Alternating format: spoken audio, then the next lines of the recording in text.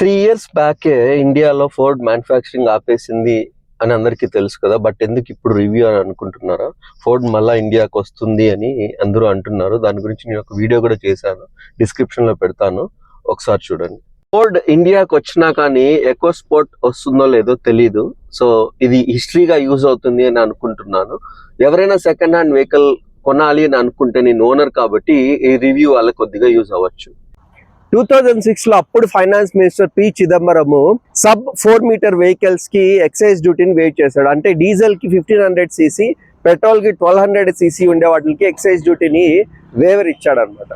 అప్పటి నుంచినే compact ఎస్యూవీకి boom వచ్చింది. ఈ వేవర్ ని అవైల్ చేసుకునేదానికి టాటా ఇండిగో ఈసీఎస్ చేసేసింది, మారుతి డిజైన్ ని బ్యాక్ లో కట్ చేసేసింది. ఆ విధంగా ఈ రెండు కాంపాక్ట్ సిడాన్స్ అయిపోయాయి. సో ఫోర్డ్ ఇంటర్నల్ గా దేవర్ కుకింగ్ అప్ అనమాట, అంటే ప్రిపేర్ అవుతూ ఉండేవాళ్ళు. సో 2012 లో డస్టర్ వచ్చింది. సో డస్టర్ వస్తూనే 40,000 యూనిట్స్ సేల్ అయిపోయాయి అనమాట. దాని తర్వాత 2013 లో ఎకో స్పోర్ట్ ఇండియాలో లాంచ్ అయింది అనమాట. కాంపాక్ట్ ఎస్యూవీ అంటేనే మనకి ఇండియాలో గుర్తొచ్చేది టకాని Ford EcoSport. Ladies and gentlemen, introducing Ford EcoSport for you. ఇప్పుడు ఎకో స్పోర్ట్ వేరియంట్స్ గురించి మాట్లాడదాము. 7 వేరియంట్స్ ఉండేటివి.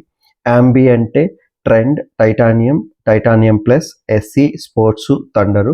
బట్ 2019లో నేను కొన్నప్పుడు టాప్ మోడల్ టైటానియం ప్లస్ అనమాట. ద డిఫరెన్స్ ఏంటంటే టైటానియం ప్లస్లో సన్ రూఫ్ ఉండేది, బట్ టైటానియంలో లేదు. అదే డిఫరెన్స్. బట్ 2021 వచ్చే కొద్దికి వాళ్ళు థండర్ని కూడా డిస్కంటిన్యూ చేసేసారు. Ford EcoSport base price initial గా స్టార్ట్ చేసినప్పుడు 5,50,000, బట్ డస్టర్ 8 lakhs ఉండింది. సో దానికంటే తక్కువగానే ఇనిషియల్ గా స్టార్ట్ చేశారనమాట. 2019 లో కాంపాక్ట్ ఎస్యూ కొనాలి అనుకున్నప్పుడు చాలా ఆప్షన్స్ ఉండేటివి. బ్రెజా, డస్టర్, వెన్యూ, నెక్సాన్ అన్ని ఉన్నాయి. అన్ని షోరూమ్స్ కి వెళ్ళి చూశాను, బట్ ఆల్మోస్ట్ నేను నెక్సాన్ కొనాలని డిసైడ్ కూడా అయిపోయాను. ఎందుకంటే నెక్సాన్ 5 star రేటింగ్ ఉండింది సేఫ్టీలో. దాని తర్వాత టాటా అంటే మన ఇండియన్ కంపెనీ కాబట్టి ఎందుకో అదే కొందాము అని ఆల్మోస్ట్ డిసైడ్ అయిపోయాను. బట్ నాకెందుకు అవుటర్ షేప్ పెద్దగా నచ్చలేదన్నమాట. ఏదో కొద్ది ఎగ్ షేప్ గా అనిపించింది అని అనుకున్నాను. సో దాంతో కొంటే ఎకో స్పోర్టే కొనాలి, ఎందుకంటే కాంపాక్ట్ ఎస్యూ అంటే మనకు గుర్తొచ్చేది ఎకో స్పోర్ట్ కాబట్టి నేను లాస్ట్ కి ఎకో స్పోర్టే కొన్నాను. ఇంతకు ముందు కూడా నేను ఫీగో యూస్ చేసేవాడిని. సో ఫీగో నాకు ఎందుకో చాలా ఎలిగెంట్ గా అనిపించేది. సో కొంటే మళ్ళీ ఫోర్డే కొంటే సరిపోద్ది అని ఫోర్డ్ ఎకో స్పోర్ట్ కొన్నా. ఇప్పటి వరకు మనం ఎకో స్పోర్ట్ హిస్టరీ గురించి తెలుసుకున్నాం కదా. సో ఇప్పుడు features, price, interior, exterior details గురించి తెలుసుకుందాం. సో నేను 2019లో కొన్నప్పుడు నాకు 12 lakhs పడింది. ఇప్పుడు అరౌండ్ 8 to 9 lakhs కి సెకండ్ హ్యాండ్ వెహికల్ మీకు వస్తుంది. ఎప్పుడైనా మనం కార్ కొనేటప్పుడు మెయిన్ గ్రౌండ్ క్లియరెన్స్ ఎలా ఉంది, కింద తగులుతుందా ఏమన్నా అని ఎవరైనా చూసేది అంతే. ఎకో స్పోర్ట్లో అదే మెయిన్ బిగ్ అడ్వాంటేజ్ అనమాట. 200 mm గ్రౌండ్ క్లియరెన్స్ ఉంటుంది కాబట్టి మనకి అలాంటి ఇష్యూస్ అయితే ఏం రావు. నేను కారు కొన్న వెంటనే కోవిడ్ వచ్చింది. ఒక 3-4 monthsకి కోవిడ్ వచ్చింది.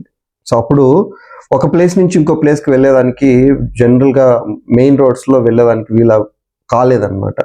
ఎందుకంటే ఎక్కడంటే అక్కడ బ్లాక్ చేసేసేవాళ్ళు. సో పల్లెల్లో వెళ్ళాలి అన్నప్పుడు ఈ గ్రౌండ్ క్లియరెన్స్ చాలా బాగా ఉపయోగపడింది నాకు. ఫీగో యూస్ చేసేటప్పుడు నాకు చాలా ప్రాబ్లం అయ్యేది, బట్ ఇప్పుడు ఆ ప్రాబ్లం అయితే నాకు లేదు. ఇప్పుడు ఇంజిన్ డీటెయిల్స్కి వస్తే ఇది 1.5 liter TI VCT petrol engine, 1497 cc vehicle. Max engine output 123 PS, max torque 150 Nm. Fuel efficiency వాళ్ళు క్లెయిమ్ చేసేది 15.4 అని. మెయిన్ కాంపాక్ట్ ఎస్యూవీలో అడ్వాంటేజ్ ఏంటంటే హై సీటింగ్ పొజిషన్ అనమాట. వ్యూ బాగా కనపడుతుంది. బట్ ఒక డిసడ్వాంటేజ్ ఉంది. ఏంటి డిసడ్వాంటేజ్ అంటే ఇది కొద్దిగా షేప్ పెద్దదిగా ఉండే దాని వల్ల కొద్దిగా క్రాస్ లో మనము అడ్జస్ట్ చేసుకోవాలి. అది ఒక నెగిటివ్ పాయింట్ దీంట్లో. ఇప్పుడు మనము ఎక్స్టీరియర్ గురించి మాట్లాడదాము. ఇక్కడ మనకి DRL వస్తుంది, day time running light, projection lamp, దాని తర్వాత హాలోజన్ బల్బు, ఇది ఫాగ్ లైట్స్. సో దెన్ ఇక్కడ ఇవి చూసారు కదా, ఈ లైన్స్ ని మజిల్ అంటారనమాట.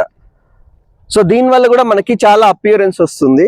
సో దాని తర్వాత ఇది గ్రిల్, ఇక్కడ ఫోర్డ్ స్మాల్ లోగో ఇచ్చారు, ఇది కూడా చాలా అపియరెన్స్ ఉంటుంది. ఇండికేటర్స్ లెఫ్ట్ రైట్ దీనికే ఇచ్చేసాడు. బట్ ఇప్పుడు ఇంకో ఫీచర్ గురించి మాట్లాడదాము. మనం ఇప్పుడు అన్లాక్ చేయాలంటే జస్ట్ కీ మీ దగ్గర పెట్టుకోండి. టచ్ చేస్తే అన్లాక్ అవుద్ది.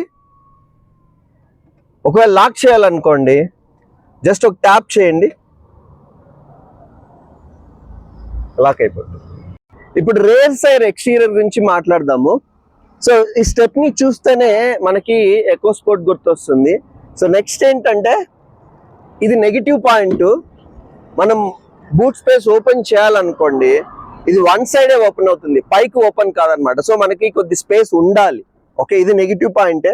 బట్ బూట్ స్పేస్ మాత్రము 341 లీటర్స్ ఉంటుంది అరౌండ్. సో ఇది ఎనఫ్ అనమాట, ఫ్యామిలీకి సరిపోతుంది. సో మనకి ఇంకా కొద్ది ఎక్స్ట్రా కావాలంటే ఇది ఇలా ఓపెన్ చేసుకున్నా కానీ సరిపోతుంది. సో ఇక్కడ రేర్ సెన్సర్ ఉంటుంది, ఇది బాగానే వర్కౌట్ అవుతుంది అనమాట. మనకి బ్యాక్ సైడ్ మనకి నావిగేషన్ కావాలి అనుకున్నప్పుడు తెలుస్తుంది.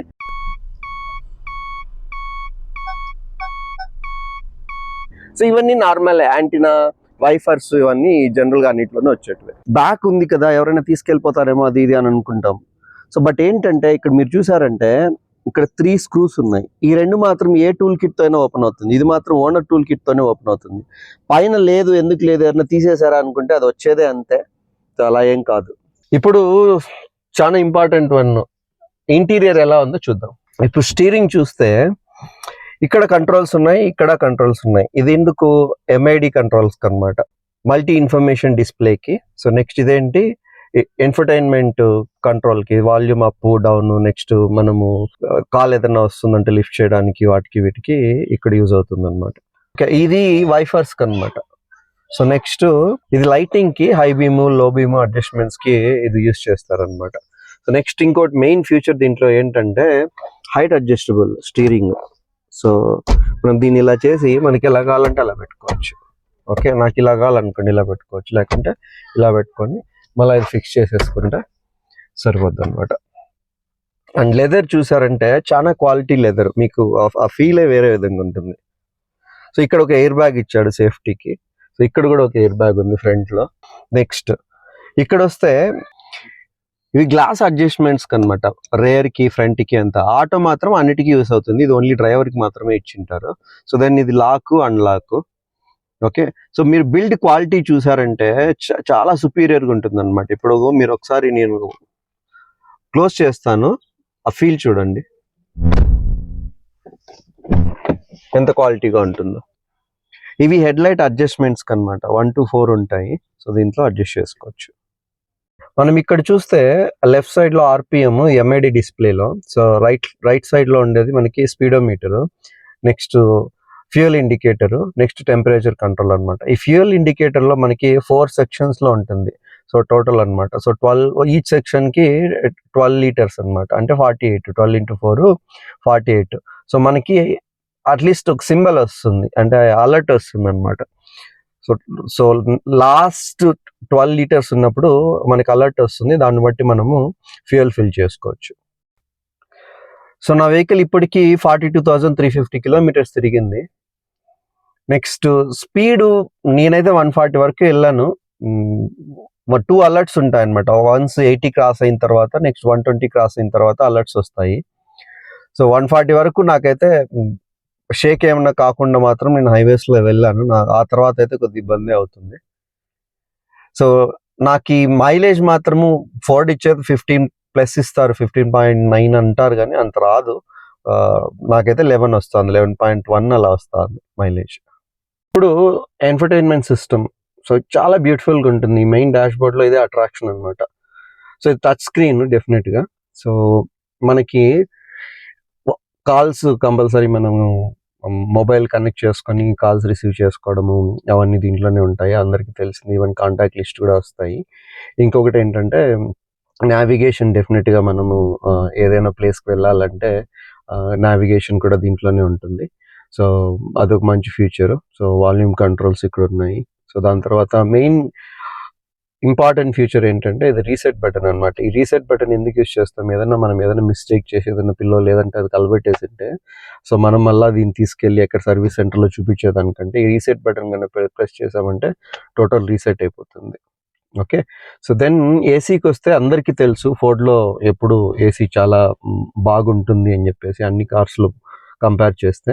సో దీంట్లో ఫీచర్స్ ఏంటంటే మ్యాక్స్ ఏసీ అనమాట. ఇప్పుడు మనము బయట వెళ్ళొచ్చాము, సో మనకి ఏసీ చాలా ఇమ్మీడియట్గా కావాలి, ఓకే, చాలా సెంటిగ్రేడ్ ఎక్కువ ఉంది అది ఇది అనుకున్నప్పుడు మ్యాక్స్ ఏసీ పెట్టేసాం అనుకోండి, ఇమ్మీడియట్గా కూల్ అయిపోతుంది. సో దాని తర్వాత మనకు అవసరం లేనప్పుడు ఆపేసుకోవచ్చు, దెన్ నార్మల్ ఏసీకి వెళ్ళచ్చు. సో దీంట్లో మనకి టెంపరేచర్ ఎంత కావాలి, హై కావాలా లో కావాలా అని ఇక్కడ టెంపరేచర్ పెట్టేసుకోవచ్చు అనమాట. So then different controls related to AC ఇక్కడ ఉన్నాయి, అంటే కిందికా పైకా టోటల్ అన్ని. ఇది ఇంకా దెన్ ఆటో రిలేటెడ్, స్టాప్ చేయాలంటే స్టాప్ చేయొచ్చు.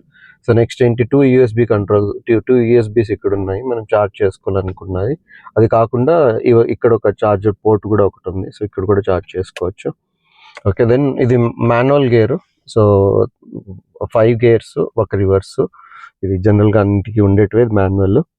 నెక్స్ట్ ఇది హ్యాండ్ బ్రేక్. సో జనరల్గా మనం ఎక్కడన్నా స్టాప్ చేయాలంటే ఇది అన్నిట్లో ఉండేదే, నేను జస్ట్ చెప్తున్నాను. సో దీని పైకి ఎత్తేస్తే ప్రాబ్లం లేకుండా ఉంటుంది అనమాట. ఆర్మ్ గార్డ్, ఐ మీన్ యాక్చువల్గా చెప్పాలంటే ఇది యూజ్లెస్, ఎందుకంటే ఇది ముందరికి ఉండదు కాబట్టి చాలా చిన్నదిగా ఉంటుంది. ఒకవేళ సీట్ వెనక్కి తీసుకొని తోలే వాళ్ళకి ఏదైనా కొద్దిగా అడ్జస్ట్ అవుద్ది, కానీ లేకుంటే ఇది కొద్ది ఇబ్బందే. ఓకే, యాక్చువల్గా అయితే పెద్దగా ఇంపార్టెంట్ ఏం కాదు. ఇది గ్లో బాక్స్, సో డీసెంట్ అనమాట, బాగానే ఉంటుంది. ఓకే, సో అక్కడ cup holder, I mean water bottle అవి ఇవి పెట్టుకోవచ్చు. సో దాని తర్వాత ఇక్కడ కూడా మనకి లాక్ అన్లాక్ ఇచ్చారు. Okay, so main important feature ఇంకొకటి ఏంటంటే ఆడియో ప్రతి ఒక్క డోర్లోనే ఉంటుంది. ఇక్కడ ఉంది, అక్కడ ఉంది, రేర్లో ఉన్నాయి. సో నెక్స్ట్ ఏంటంటే మనం ఈ స్క్రీన్ యూస్ చేసి ఎవరికైతే ఆడియో వాల్యూమ్ ఎక్కువ కావాలో అది కూడా అడ్జస్ట్ చేసేసుకోవచ్చు. అది మంచి ఫీచర్, చాలా వరకు మేము కూడా ఫ్యామిలీకి అదే ఎక్కువగా యూస్ చేస్తుంటాము. సో నెక్స్ట్ ఏసీకి వచ్చే ముందుకి మనకి ఫర్ ఎగ్జాంపుల్ ఈ సైడ్ కూర్చున్న వాళ్ళకి ఏసీ అవసరం లేదనుకోండి, కంప్లీట్గా దీన్ని షట్ చేసేయచ్చు, ఇది షట్ చేసేయచ్చు, ఇది సెట్ చేసేయచ్చు. ఫ్యూచర్ అన్ని కార్స్ లోనే ఉంది, ఇక్కడ ఏం స్పెషల్ అని అనుకుంటున్నారా? లేదు, కంప్లీట్ గా షట్ అయ్యేది ఎకో స్పోర్ట్ లోనే ఉంది, వేరే కార్స్ లో ఉండదు అనమాట. ఈవెన్ రైట్ హ్యాండ్ సైడ్ లో కూడా కంప్లీట్ గా షట్ చేసేయచ్చు, డ్రైవర్ కి అవసరం లేదనుకుంటే. సో మనకి ఇక్కడ బాటర్ హోల్డర్ చూసామంటే ఇది యాక్చువల్గా కొద్దిగా నెగిటివ్, ఇక్కడ మాత్రము ఇది పెద్దగా పట్టదు. చిన్నది అయితే పడుతుంది కానీ పెద్దది అయితే కష్టము. బట్ ఈ ఫీచర్ అయితే ఇచ్చాడు, ఇక్కడైతే పెద్దది పడుతుంది. సో ఇక్కడ మాత్రం చిన్నది ఏదన్నా పెట్టుకోవచ్చు. సో రెండు అయితే పెట్టుకోవచ్చు. అదే బ్యాక్ డోర్కి అయితే ఇక్కడ కూడా చూడండి ఇబ్బందే, కొద్దిగా ఇబ్బంది, బయట వస్తుంది. చిన్నదైతే నో ప్రాబ్లం అనమాట. సో ఇక్కడ కూడా ఒక ఆడియో స్పీకర్ నేను ఆల్రెడీ చెప్పాను కదా, అక్కడ వచ్చేది గ్లాస్ కంట్రోల్ కి. ఇప్పుడు రేర్ గురించి మాట్లాడదాం. రేర్ లో కూడా ఛార్జింగ్ పోర్ట్ ఉంది, అప్పుడప్పుడు ఇది బాగానే యూజ్ అవుతుంది. అలా మాట్లాడదామా. సో చూడండి బిల్డ్ క్వాలిటీ, సౌండ్ చూడండి. ఓకే, సో చాలా మంది అంటుంటారు కదా బ్యాక్ సైడ్ అంత కంఫర్టబుల్ గా ఎకో స్పోర్ట్ లో ఉండదని, బట్ నాకైతే కంఫర్టబుల్ గానే ఉంది. సో ఈ 6 feet ఉన్నా కానీ ఇబ్బంది ఏం లేదు. ఇక్కడ హ్యాండిల్ ఉంది, ఎవరైనా పేరెంట్స్ పెద్దవాళ్ళు పట్టుకొని లేయాలంటే యూజ్ అవుతుంది. దెన్ ఇక్కడ ప్యాకెట్స్ ఉన్నాయి కదా, ఈ ప్యాకెట్స్ లో చిల్డ్రన్ ఏదైనా పెట్టుకోవాలన్నా కానీ యూజ్ అవుతుంది. దెన్ జనరల్ గా అన్ని కార్స్ లో ఇక్కడ ఏసీ కంట్రోల్స్ ఉంటాయి, ఎకో స్పోర్ట్ లో మాత్రం ఏసీ కంట్రోల్ ఏం లేదు. బట్ ఏసీ మాత్రం ఫ్రంట్ నుంచే వస్తుంది కాబట్టి రేర్ లో అది ఉండాల్సిన పని లేదు. ఈవెన్ ఉన్నా కానీ మిగతా కార్స్ లో అది జస్ట్ బ్లోయర్స్ అంతే. సో అదేం పెద్ద అడ్వాంటేజ్ అయితే ఏం కాదు. New Ford EcoSport. Together we go further.